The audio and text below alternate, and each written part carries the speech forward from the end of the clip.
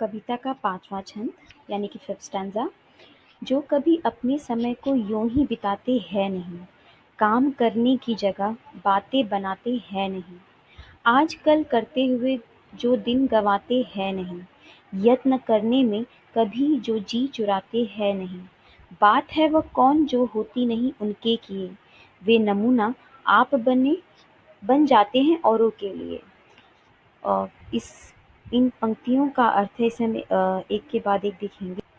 तो पहली पंक्ति का अर्थ है, जो कभी अपने समय को यूं ही बिताते हैं नहीं, काम करने की जगह बातें बनाते हैं नहीं।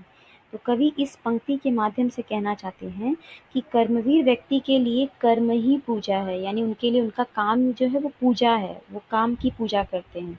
अतः वे अपने समय नहीं गंवाते, वो अपना समय व्यर्थ गंवाना मतलब समय को ऐसे ही चले जाने देना, जबकि हम सब जानते हैं कि समय बहुत उपयोगी होता है, समय बहुत मूल्यवान होता है। तो वो अपने समय का क्या करते हैं, समय का सदुपयोग करते हैं, उसे व्यर्थ नहीं गंवाने देते, क्योंकि उन्हें पता है कि समय का हर एक क्षण यानी पल अमूल्य होता है, यानी उसकी कोई मूल्य नहीं है, क्योंकि बीता हुआ समय जो वापस नहीं आ सकता। काम करने की जगह बातें बनाते हैं नहीं। अभी हमने थोड़ी देर पहले भी देखा कि वो बड़ी-बड़ी बातें नहीं करते।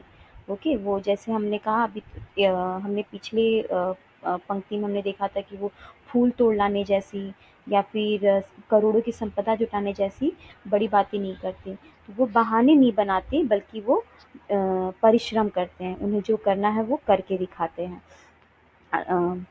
आगे की पंक्ति है, आजकल करते हुए जो दिन गंवाते हैं नहीं, यत्न करने में कभी जो जी चुराते हैं नहीं। इस पंक्ति का अर्थ है कि वे आजकल पर वो कभी भी काम नहीं डालते।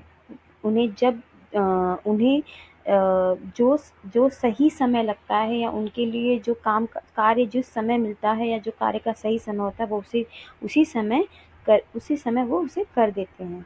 वे यत्न करने में कभी भी जी नहीं चुराते। यत्न यानी प्रयत्न, कोशिश करने के लिए कोई काम अगर उन्हें मिल जाए, तो वो उसमें अपनी पूरी कोशिश कर देते हैं। तो अपनी कोशिश करने से कभी जी नहीं चुराते, या कभी भी मेहनत करने से वो भागते नहीं हैं। तो वो इस पंक्ति का अर्थ ये हो जाएगा कि कर्मवीर व्यक्ति मेहनत करने से कभी जी नहीं चुराता, वो मेहनत करने से कभी घबराते नहीं हैं, और ना ही वो किसी भी काम को कल के ऊपर टालते हैं, बल्कि वो उन सभी कार्यों को सही समय पर पूरा कर लेते हैं। बात है वह कौन जो होती नहीं उनके किए, वे नमूना आप बन जाते हैं औरों के लिए। आगे कवि कहते हैं कि ऐसा कोई कार्य नहीं है, बात वह कौन जो होती नहीं उनके किए, ऐसा कोई कार्य नहीं है जो वो संभव ना हो उनके लिए, या ऐसा कोई कार्य नहीं है जिसमें वो सफल ना हो जीवन में। वो क्यों सफल होते हैं हमेशा, क्योंकि वो परिश्रम करते हैं। तो आगे वे कहते हैं, वे नमूना आप बन जाते हैं औरों के लिए, और अपने इन्हीं गुणों के कारण वे नमूना आप बन जाते हैं। नमूना यानी आदर्श बन जाना। अपने इन्हीं गुणों के कारण, कुशलता के कारण दूसरों के लिए वो एक आदर्श बन जाते हैं। आदर्श यानी आइडियल बन जाते हैं, दूसरों के लिए वो उदाहरण बन जाते हैं।